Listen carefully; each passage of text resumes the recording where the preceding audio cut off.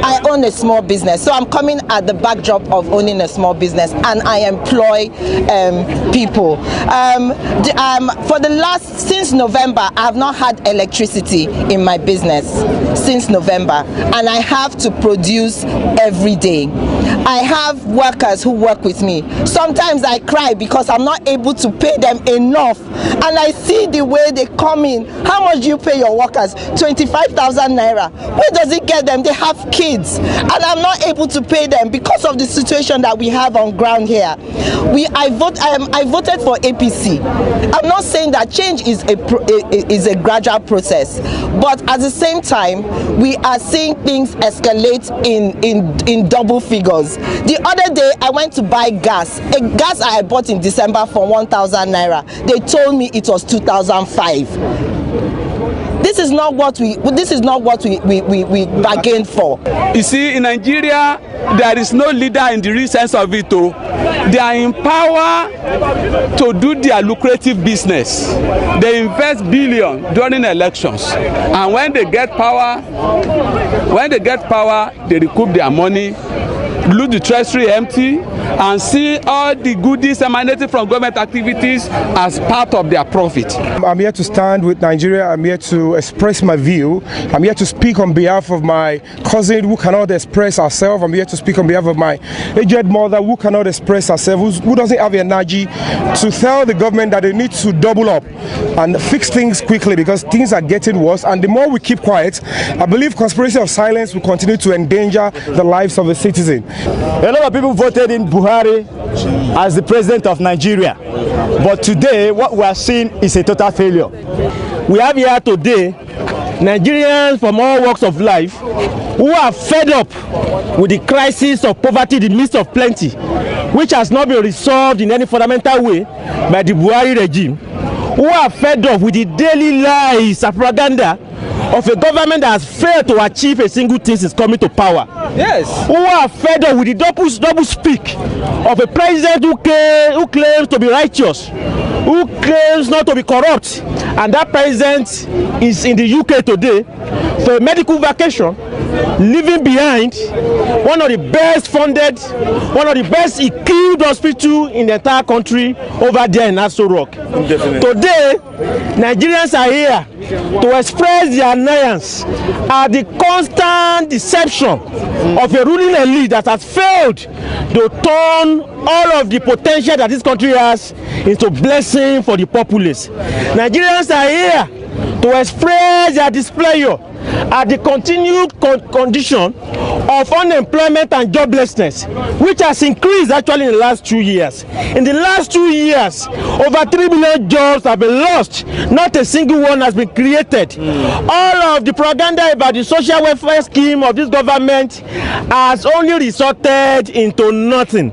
Because at the end of the day, you are giving 5,000 naira to vulnerable people, but the cost of kerosene, which is used for cooking by the poorest household in this country, is about 300 naira. I therefore ask you, 500. I therefore ask you, how much liter of kerosene can you buy inside 5,000 naira?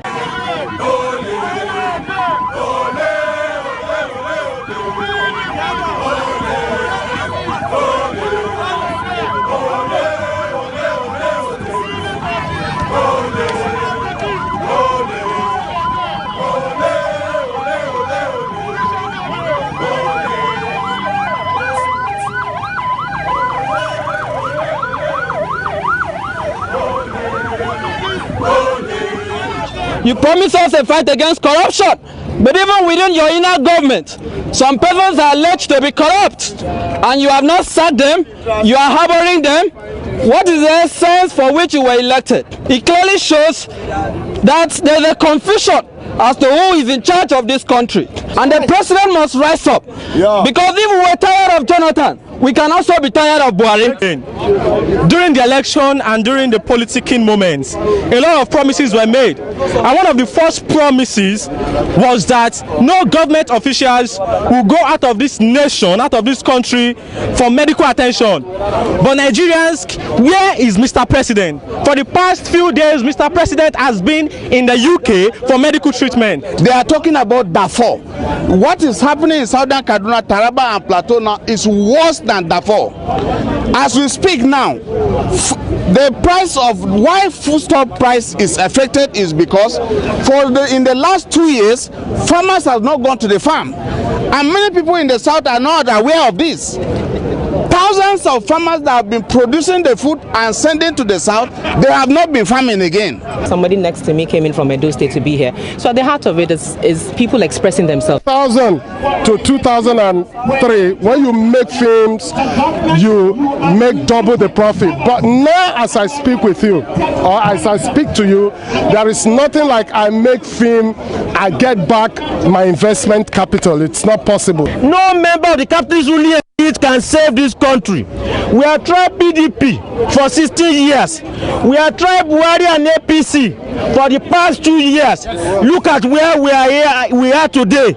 Our life is worse than what it used to be in the past 2 years.